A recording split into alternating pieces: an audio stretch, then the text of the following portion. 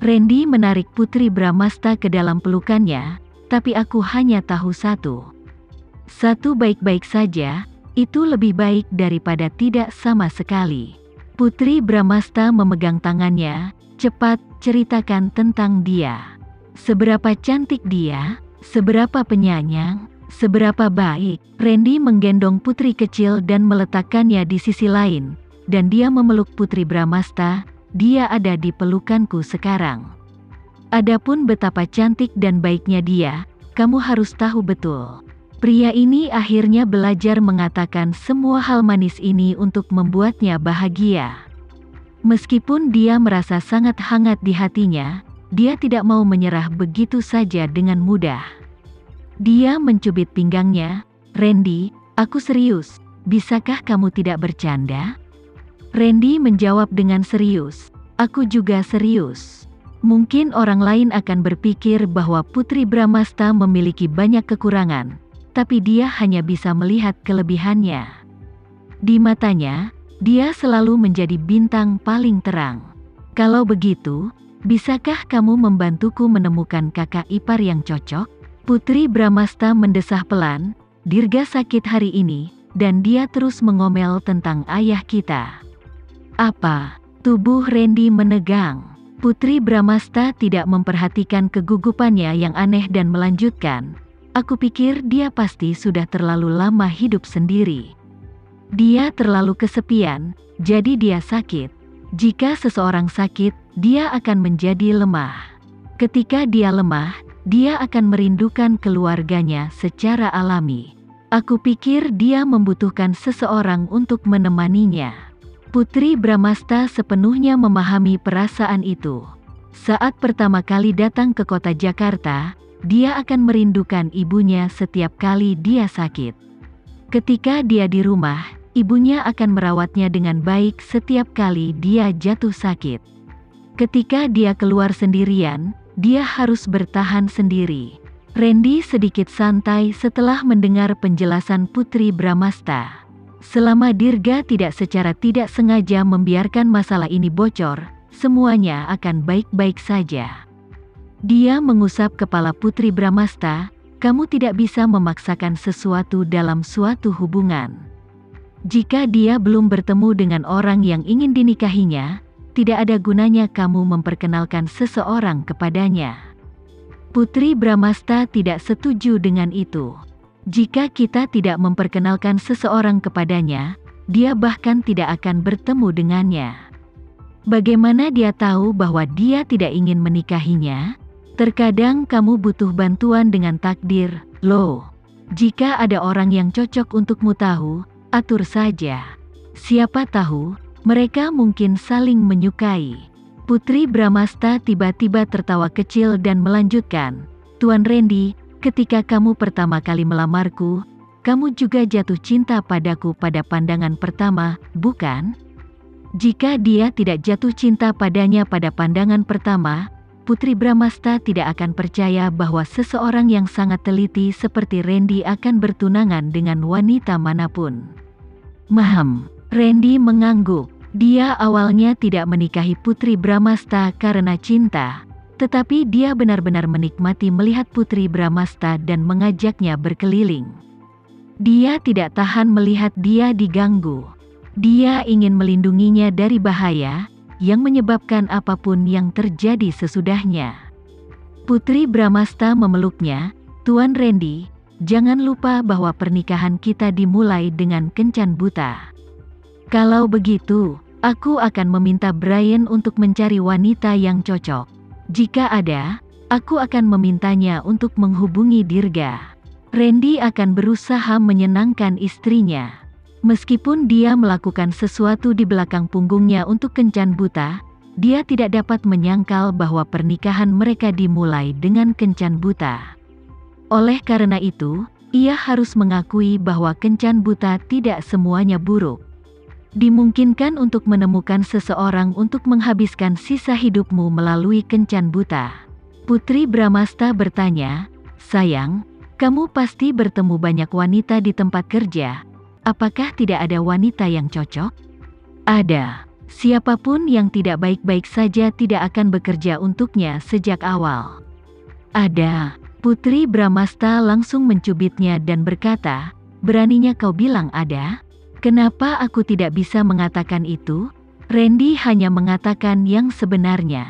Mengapa Putri marah padanya? Pikiran wanita memang tak terduga bagi pria.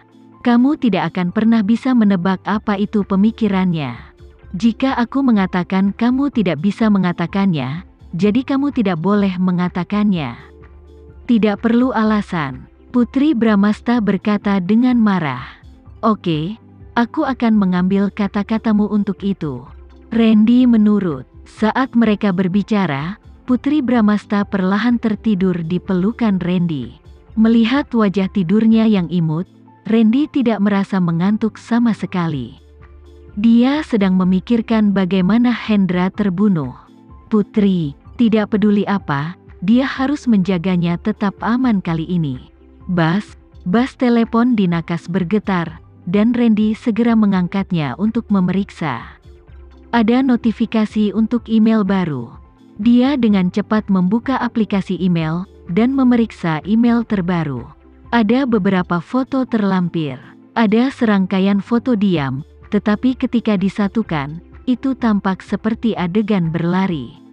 Itu merekam proses pembunuhan Hendra Guna. Foto-foto itu sangat kejam. Randy merasa seperti dia bisa merasakan kekuatan yang digunakan si pembunuh saat dia memotong Hendra Guna dengan pisaunya. Melihat foto-foto di ponselnya, Randy menyipitkan matanya dan mengepalkan tinjunya.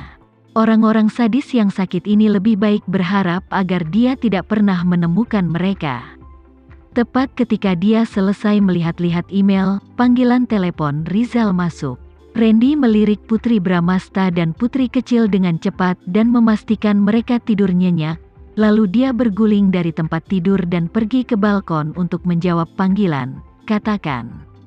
Rizal mulai berbicara, "Direktur Randy, untuk kasus Pak Tua Hendra Guna, pembunuh yang jelas adalah Agil, dari Busan. Namun bukti yang diberikan tampaknya dibuat-buat." Randy menatap ke depan ke dalam kegelapan, dan berkata dengan dingin, "Kalau begitu lanjutkan penyelidikan, sampai kamu menemukan pembunuh yang sebenarnya. Lakukan apa saja, berapapun biayanya." Saat itu Randy tidak tahu bahwa orang yang hendak dijebak oleh pembunuhnya bukanlah Tuan Agil sama sekali, melainkan targetnya adalah dia. Randy Sanjaya, malam yang gelap selalu menjadi waktu terbaik untuk melakukan kejahatan. Larut tengah malam, sebuah van tua melaju ke selatan dari pusat kota Jakarta dengan kecepatan sangat tinggi. Van akhirnya melambat di kaki gunung setelah 2 jam. Gunung itu terletak di ujung paling selatan kota Jakarta dan dikelilingi oleh laut. Ada banyak puncak gunung yang indah dan terlihat sangat mengesankan.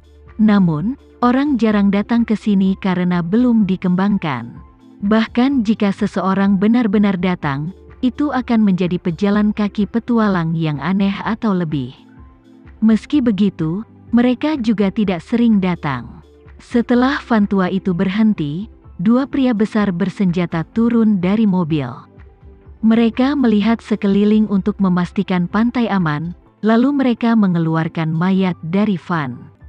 Mayat itu benar-benar telanjang, dan menghadap ke bawah. Mustahil untuk melihat wajahnya dengan jelas, tetapi itu terlihat seperti tubuh laki-laki. Dalam kegelapan, kedua pria itu tidak mengucapkan sepatah kata pun, dan membawa mayat itu ke pegunungan dengan tenang. Setelah sekitar setengah jam berjalan, mereka berhenti di hutan lebat. Mereka mencabut beberapa dahan besar dan mencabut rerumputan, lalu sebuah lubang muncul di depan mereka. Lubang itu tampaknya sudah digali sebelumnya. Dari situ, bisa dibilang mereka tidak datang untuk menyembunyikan jenazah secara dadakan, tapi mereka sudah membuat rencana untuk itu.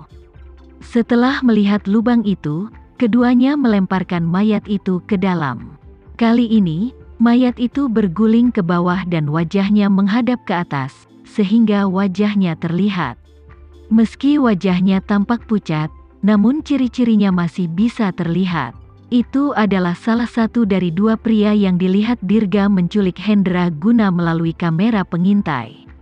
Selain itu, setelah Hendra Guna mendapat masalah, Dirga juga melihat wajah itu tepat di samping Randy, sehingga Dirga yakin bahwa Randy adalah dalang pembunuhan ayahnya. Setelah mereka membuang mayat itu ke dalam lubang, mereka mengeluarkan 2 botol asam kuat yang mereka bawa. Mereka memercikkan asam kuat ke seluruh wajah tubuh. Di bawah korosi asam, permukaannya larut dengan cepat dan tidak dapat diidentifikasi lagi. Setelah melakukan itu, kedua pria itu mengubur lubang itu dengan tenang, menyebarkan dahan dan dedaunan di sekitar area tersebut, dan membuang semua bukti kunjungan mereka sebelum pergi.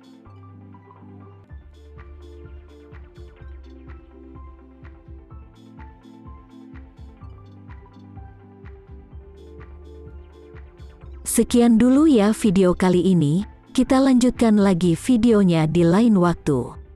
Oh iya, bagaimana menurut kalian? Semoga bisa sedikit menghibur kalian semua. Untuk teman-teman yang baru nonton, jangan lupa subscribe ya, hehehe.